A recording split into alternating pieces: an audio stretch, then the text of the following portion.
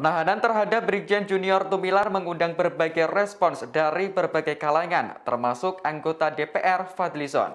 Fadli menganggap tindakan seorang tentara yang membela rakyat adalah wajar, apalagi Brigjen Tumilar berada di pihak yang benar.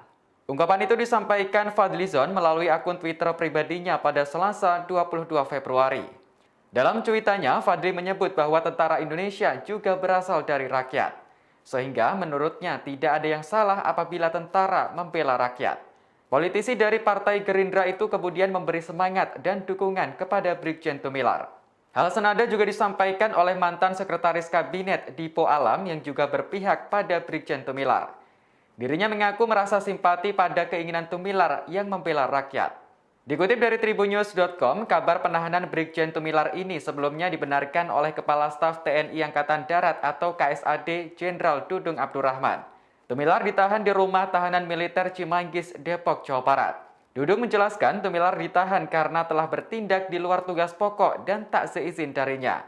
Hal ini terkait aksi Tumilar beberapa waktu lalu yang mengamuk kepada PT Sentul City atas penggusuran lahan yang berdampak pada warga Bojongkoneng, Bogor.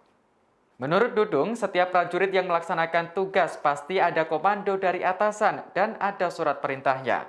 Meski aksi Tumilar disebut membela masyarakat, namun itu bukan menjadi kewenangannya. Apalagi Tumilar mengatasnamakan dirinya sebagai staf khusus TNI Angkatan Darat.